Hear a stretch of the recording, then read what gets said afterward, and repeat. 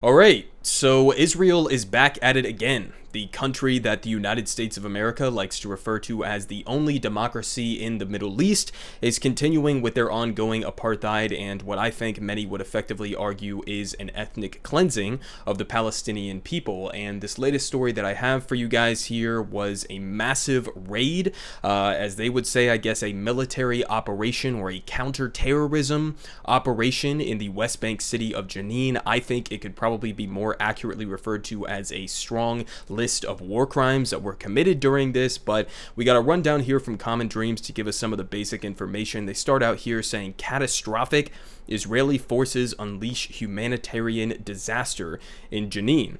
So they say here from John Kwieli, thousands of people who live in Jenin in the occupied West Bank are reportedly fleeing the poverty-stricken refugee camp as Israeli military forces Tuesday continued to batter the city's water, power, and healthcare infrastructure.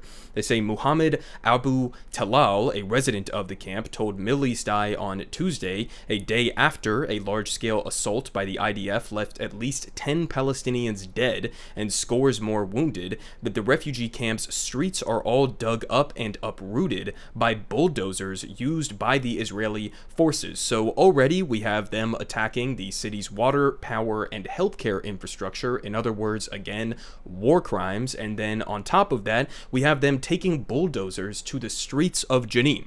Okay, just straight up destroying civilian infrastructure. Okay, these are war crimes through and through. Now, obviously, they're going to try to justify this and saying, well, this was in the best interest of the defense of Israel's national security. That's the line that Israel goes with. Keep in mind, Israel currently has maybe the most far-right government in their entire history right now, led by Benjamin Netanyahu. But this is kind of the excuses that they give. And I mean, keep in mind, these are the same excuses that were used just about a year ago at this point when they killed the Palestinian-American journalist Shireen Abu Akleh, who obviously I talked about on this channel. I mean, this was an article written back in September of 2022, so this isn't even that long ago. This was in the same city in Jenin in the West Bank, and they deliberately killed this journalist who was trying to cover a different raid that was taking place in this same exact city. And then they lied about it. They tried to cover it up.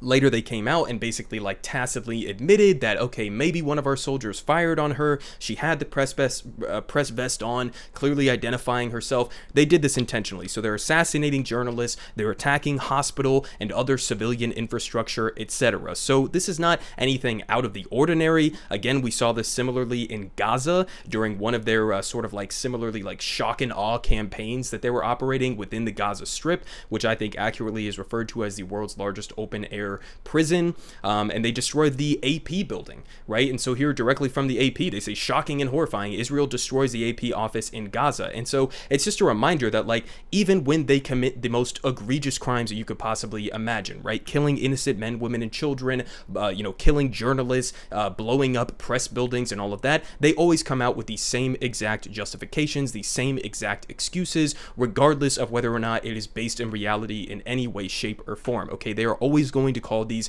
counterterrorism operations. They are always going to say that this is in the best interest of their national security, and it is pretty much always entirely bullshit, especially when you consider the ongoing occupation, the illegal occupation of the West Bank, right? The blockades of the Gaza Strip. I mean, these are, this is an ongoing apartheid, right? That is the starting point. You have to understand the power discrepancy between the government of Israel and the Palestinian people. You have to understand the history of this and the ongoing legacy of those types of things in order to get the full picture here, right? It's not just about in the immediate sense of some Palestinian kid threw a rock at an IDF soldier, and so that was a disastrous situation for our national security. No, you have to take into consideration the entirety of the situation. But they continue here, and it gets even worse from what we've already talked about. They say the bulldozers, said Abu Talal, have left nothing as it is here. They turned our streets into crumbs. Citing a witness on the ground, the Middle East Eye reports that, quote,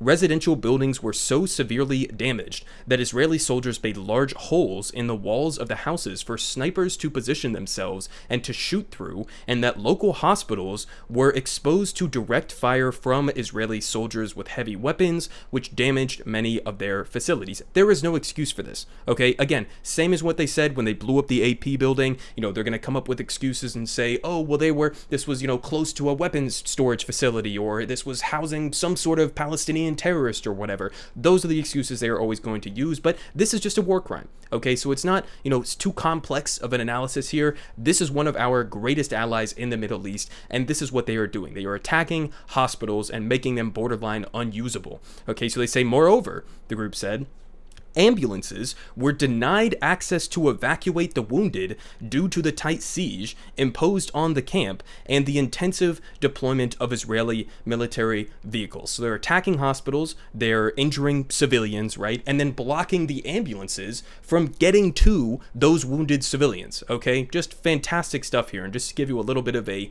little view in terms of what it actually looked like on the ground in terms of the destruction here. This was in Jenin, as pointed out here by Tom Bateman. So let's just watch this one real quick, just a very small glimpse.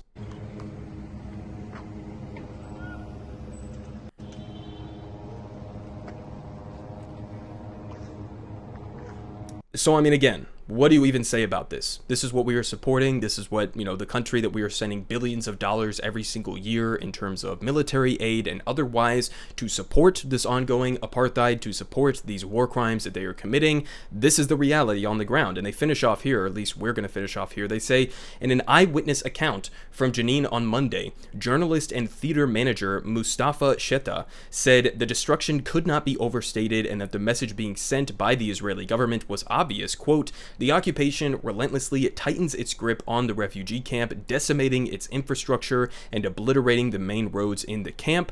And he says the message is crystal clear: punish the stronghold of popular resistance in Jenin and project an image of invincibility to Israeli society regarding their military prowess. And so, again, this is exactly what they always do. I mean, it's not surprising that we had another raid. Again, this is something that they do on a very regular basis, especially within Jenin, as they point out there, because you do have strong Palestinian resistance forces within that region. But again, you could point fingers and say, well, some of these Palestinians, they've engaged in acts of violence against, innocent civilians within Israeli territories, and they've launched, homemade like bathtub rockets back at the government of Israel or at the country of Israel, and they've committed, some crimes in one way or another. But to me, it's like that is just a completely useless conversation to be having, because we're not getting to the root of the problem, right? Especially when in a place like Jenin, we are talking about young people, especially because, I mean, if you look at the average age of Palestinians, especially within the Gaza Strip, it's a very young average age. And the reason for that is because so many people are starving and they are dying and they are being bombed into oblivion, right? And these are people who have grown up being terrorized throughout their entire lives. I mean, there have been some studies that have come out and said almost like 100%, it's over 90% of some Palestinian children have some form of PTSD, which it's even a tough thing to classify as PTSD because it's not post-traumatic, it is ongoing trauma that they are continuously growing up in. So if that's the reality of the situation that you're growing up in, then why is it surprising to anybody that some of these people, when they get older, will grow up and try to take up arms to try to fight off the people who are occupying them, who are bulldozing their houses and killing their family and their friends? I mean, it's like that is just an inevitability. So to get to the core root of the problem here, right? Obviously, the United States government is not going to do absolutely jack shit about this, right? The typical statements about, well, Israel has a right to defend themselves and all of that stuff, right? They're not going to do absolutely jack shit about this. We have some contingent within Congress, people like Rashida Tlaib, Bernie Sanders, who say that we should apply some standards in terms of the aid that we are giving to Israel. But, the Joe Biden administration is not going to do anything about this in a legitimate way to get to the core root of the problem. And part of that is because they are still pretending as if they believe in this so-called like two-state solution. There is no two-state solution that is even feasibly on the table anymore because the Israeli government has deliberately fragmented the remaining Palestinian population centers so that they are not connected. They could not possibly form some sort of a cohesive country. Okay, so that idea is completely off the table. The only actual solution here that would be a legitimate future goal to strive for would be to have a one-state solution where it is actually a democracy, right? Instead of having it be an apartheid state. Okay, you cannot have an ethno-state in this region without an immense amount of violence being wielded against this population, and that is exactly what is happening. So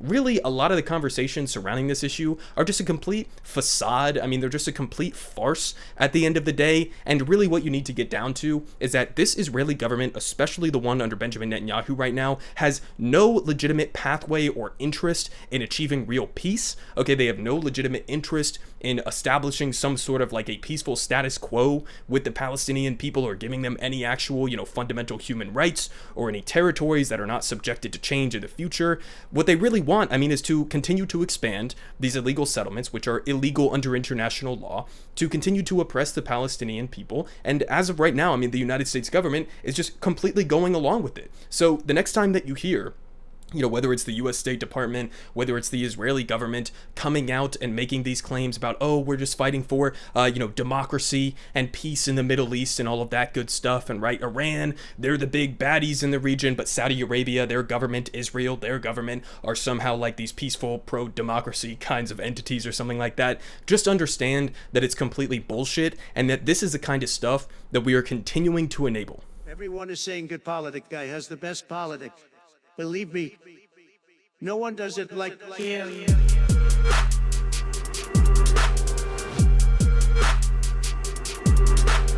Believe me, everyone is saying